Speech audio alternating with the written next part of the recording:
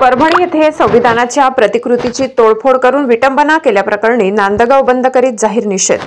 परभणी येथे भारतीय राज्यघटनेचे शिल्पकार भारतरत्न डॉक्टर बाबासाहेब आंबेडकर यांच्या संविधानाच्या प्रतिकृतीची तोडफोड करून विटंबना केल्याप्रकरणी संबंधित आरोपीला अटक करून यामागील षडयंत्रखोर कोण त्याचा शोध घ्यावा व कठोर कारवाई करावी। संतप्त कार्यकर्त्यांनी केलेल्या आंदोलनामध्ये पोलिसांनी लाठीचार्ज करून ऑपरेशनद्वारे निष्पाप तरुणावर सुरू केलेले माघार घ्यावी व संविधानाचा अवमान केल्याप्रकरणी माथेफिरू विरुद्ध देशद्रोहाचा गुन्हा दाखल करण्यात यावा यासाठी शुक्रवार दिनांक 13 डिसेंबर 2024 रोजी नांदगाव शहर बंद करीत जाहीर निषेध करण्यात आला। नांदगाव शहरातील भारतरत्न डॉक्टर बाबासाहेब आंबेडकर चौक येथून भव्य मोर्चा काढण्यात आला।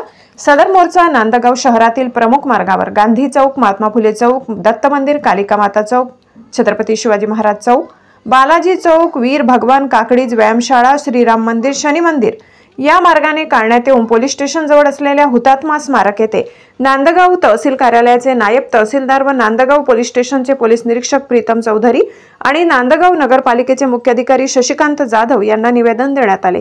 तसेच या घटनेमध्ये असलेल्या व्यक्तीचा शोध घेत देशद्रोही फौजदारी खटला दाखल करण्यात यावा। देशाचा संविधान जातीवादी मनुवादी कायमच अपमानित करीत असतात याची नैसर्गिक व संबंधित जबाबदारी शासनाची असताना देखील कधीही शासनाने कठोर भूमिका घेतलेली दिसून येत नाही।